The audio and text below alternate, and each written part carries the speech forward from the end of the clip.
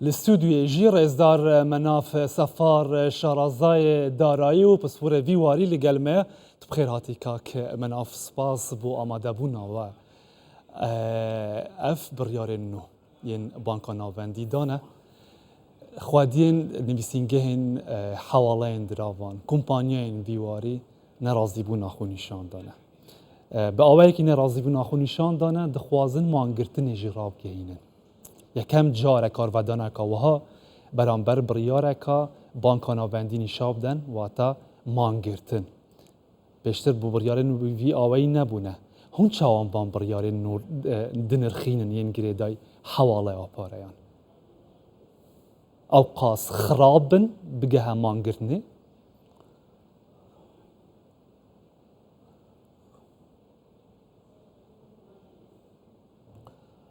فرصة سعيدة أستاذ كاوار. سباس بو أم درفته بريس كاوار. خليني أبدي الناس خلي تعرف لو شتو دسبكين كوا خلق دزاني بو تي أم كولا كابونا ويا حيا بو تي بهاي دينار كم بوتوا ونزم بوتوا لبرانبر دا بهاي دولار برز بوتوا سندين هوكاري جياواز هي بيگومان چەندین جار ئاماژەمان پێداوە بۆ ئەوەی خەڵک و هاوڵاتیان لێمان تێبگەن سەرەتا ئەو کەڵەکە بووی کەوا هەیە تەنیا لەبارەی دۆلارەوە نییە چونکە ڕێژەی سوخراوەتە سەر دۆلاری ئەمریکی و ئەمە یەکێکە لە هۆکارەکان و پارەی خۆی ڕاکێشاوە بێگومان ئەمەش دەبێتە هۆی ئەوەی کەوا داواکاری داوایەکی زۆر لەسەر دۆلار دەبێت و بێگومان ئەمەش بۆ دیناریش یاخود هەر بەهایەکی دیکە هەروەهایە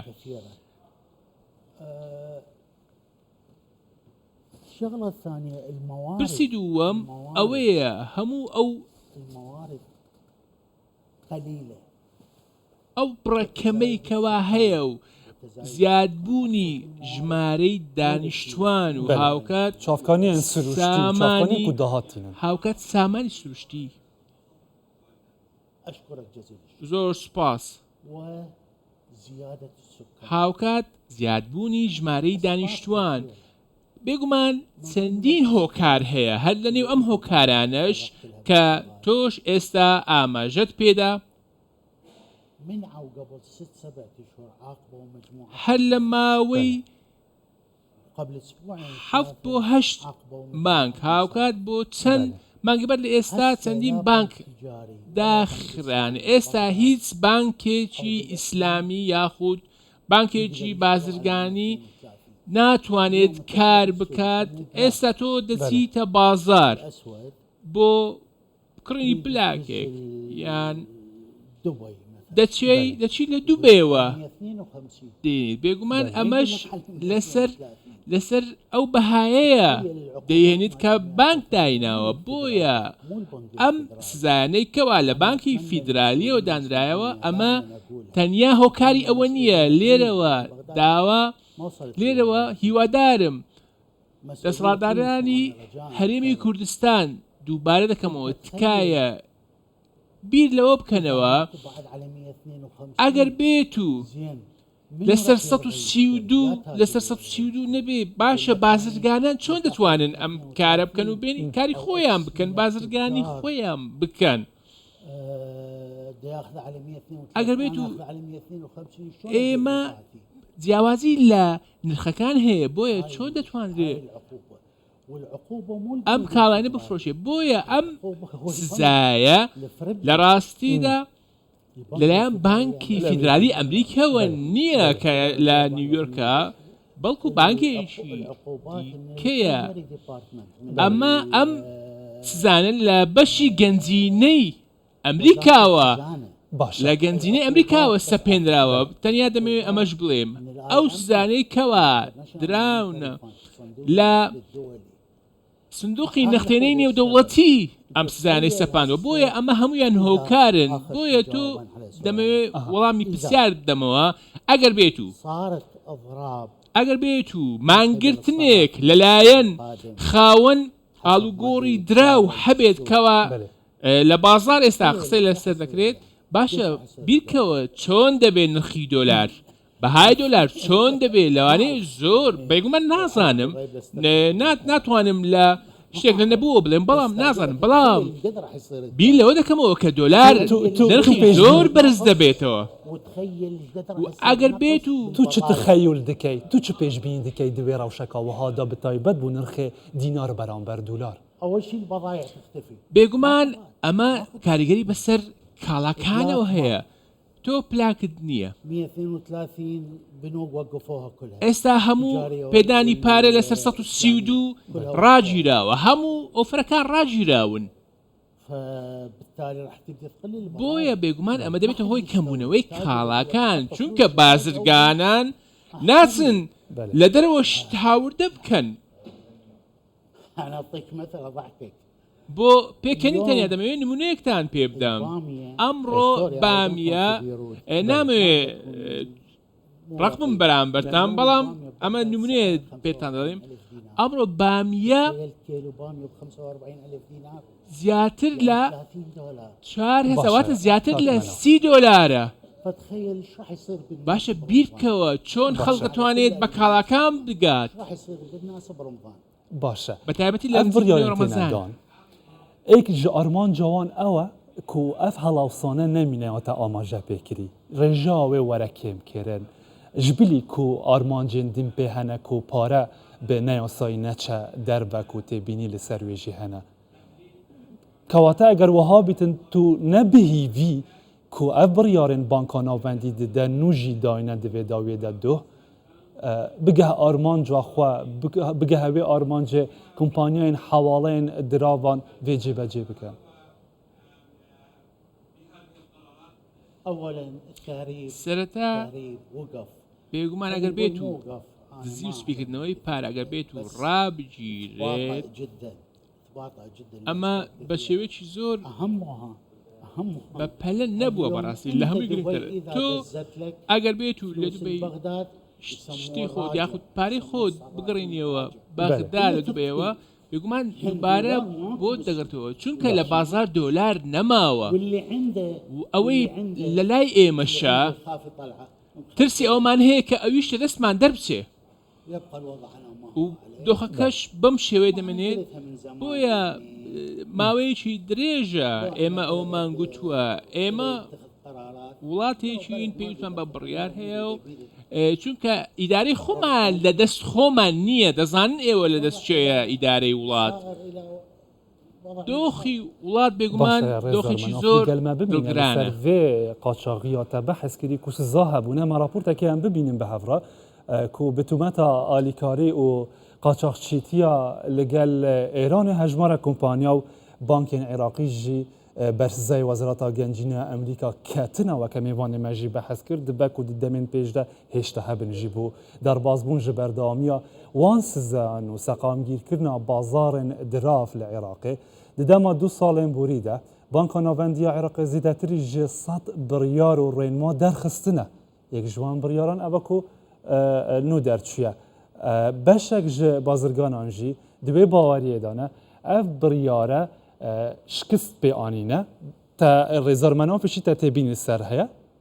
belê keremke li ser vê xala بس اجاوبك على هالنقطه دەمەوێت لە خاڵێک بەڵێ کەرەم. وەڵامت دەمەوە و تێبینێکم هەیە belê بۆ ئەوەی نەچینە پێشەوە بچینە نێو بابەتێکی نوێ هیچ شتێک نییە باشە. لە دنیا گواستنەوەی پارە شتێک هەیە بە داوا و ویست هەیە ئەو کاڵانێکەوە لە ئێران و لە تورکیاوە دێن بێگومان کاڵای باشن و کاڵای زۆر باشن باشە ئێمە بۆ بچین لە سرین کاڵا بێنین بۆ نمونە لە ڕێگەی ڤاڵتەوە پارەکان ڕەوانە دەکرێت بۆ بانکی ناوەندی دەچێتە تورکیا و ئێران بێگومان ئەم وڵاتانە کاڵایان هەرزانە و کاڵای باشیشن بۆیە بازرگانان دەچێت دۆلار دەکڕێ و کاڵای خۆی دەگەڕێنێتەوە و هاور دەکات ئەم بەڵام ئێستا ئەمە نییە وەک ئەوەی ئێوەش بە ئاماژەتان پێدا بەحسیت کەن دوێ راپۆرتەماندا بەحسەوەیەکێت کەن کو دوێ ئەف پەیوەندی دەستپێکێدا بینە ڕێکخستن بە پەیوەندیên ئابووری لەگەل ئێرانێ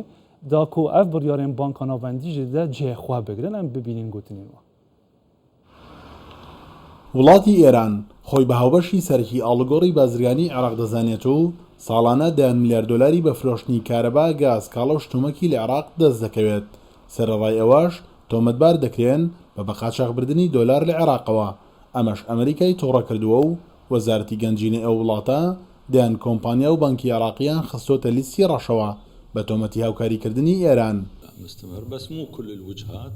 کۆمپانیای فڕۆکەوانی فڵی بەغداد یەکێکە لەو کۆمپانیای عێراقیانەی کە بەرسزای ئەمریکا کەوتووە جهودنا 3 تهم ما لها اساس من الصحه هي يعني نقل سێ تۆمەتیان ئارەسەی ئێمە کردووە کە هیچ بنەمایەکی نییە گواستنەوەی چەک بۆ ئێران و گواستنەوەی هێزی چەکداری و بە قاچاغبردنی پارە ئێمەش لەسەر داوای سەرۆکوەزیران بۆ ماوەی 5 ڕۆژ هەموو گەشتەکانمان ڕاگرت لێکۆڵینەوەش کراوە ئەم بڕیارەش بۆتە هۆی کەمکردنەوەی گەشتەکانمان و داهاتەکان و کێشەی بۆ گەشتە ئاسمانیەکانی عێراقیش دروست کردووە بانکی ناوەندی عێراق بۆ خۆ دەرباسکردن لە سزاکانی وەزارەتی گەنجینەی ئەمریکا و سەقامگیرکردنی بازاڕەکانی دراو لە ماوەی 2 ساڵی ڕابردوو زیاتر لە 100 بڕیار و ڕێنمایی دەرکردووە بەڵام هەر نەیتوانیوە بەهای دۆلاری ئەمریکی بەرامبەر بە دیناری عێراقی جێگیر بکات ڕای بازرگانەکانی شوایە عێراق دەبێت بەر لە دەرکردنی هەر بڕیارێک پەیوەندی ئابوووریەکانی لەگەڵ وڵاتی ئێران ڕێک بخاتەوە پێم وایە دەستبەرداری عێراق لە ئێران بە ئاسانی نابێەوە چەند سنوورێکی هەیە مشتەرەکیان هەیە لە بین و هەروەها لە ڕووی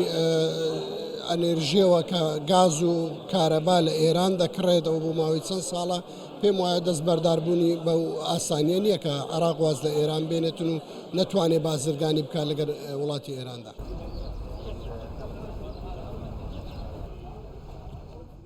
زۆرینەی بازرگانەکان کۆکن لەسەرەوەی وڵاتی ئێران چەند کاریگەری خراپ پێ بێت لەسەر سیستەمی دارایی و دراو لە عێراق بەڵام دوجار حکوومەتی عێراقی ناتوانێت دەستبەرداری ئەو پەیوەندی ئابوورێ ببێت چونکە لەم ساڵانەی دواییدا وڵاتی ئێران توانیویانە بە تەواوی هەیمەنی خۆیان بسەپێنن بەسەر عێراقەوە لە ڕووی ئابووری و سیاسی و ئەمنیەوە شوان جەباری کوردستان 24 بەغدا کاکمانۆف ئەم بەگەرن جەموە تا گوه لێبوو ئەف راپۆرت و گوتنێن بازرگانانژی سەر ئاستا ساڵانە بازرگانیە عێراقێ لەگەل ئێرانێ کێمبوون تو مارکیە 2023دا بەڵێ بەڵێ من پێتم گوتبوو کەرم کە پێتم گوتبوو بێگومان تۆ گەلت دەوێت یاخود ئەمریکا دەوێت ئەگەر تۆ لەگەڵ گەلیت و گەلت دەوێت پێویستە کاڵای هەرزانی بۆ فراهم بکەی شتێک نییە بە ناوی تەهریب من دەمێت پرسیارێک لێ بم تۆ ئێستا پیشەسازێکی گەورەیت و بە ملیارەها دۆلار پارەت لەژێر دەستایە تۆ دەتوانیت هەمویان هەموو پارەکە ڕەوانەی ئێران بکەیت باشە تۆ لە ئێران چی بەم پارەیە دەکەیت دەچیت تومەن دەکڕیت کە خۆی دراوێکی زۆر بێ بەهایە ئەگەر تۆ کاڵای باشت دەوێ و ڕکابەریشی هەبێت لە بازار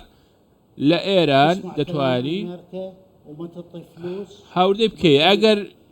گێڕاڵی ئەمریکا بکەیت و هیچ پارێکی پێ نەدەی ئەگەر بێت و هیچ ئەولایت پێ نەبێ تۆ دەتوانیت بچی ئەم کاڵایە بێنی لە تورکیا بێنی بکورتی ئەیان بەر ڕەوش بەرە خراپتر بوونێ دەچێت بکورتی بەڵێ بەڵێ بەڵێ وەک پێتم گوت دۆلار نییە ئێستا باسی ئەوەکەمان دەگرێت بەڵام دۆلار نەماوە هەیامەکە دولار بەرامبەر بە دینار جێگیربوونێک پێ بە دیارە مابەینە 150 بۆ 153 هزار دینارە بەرامبەر 100 دلار دە بازارە ئازاددا هەن چی پێشبینی دکەن دەمێن بێدا ئەف جێگیریە درێژ ببە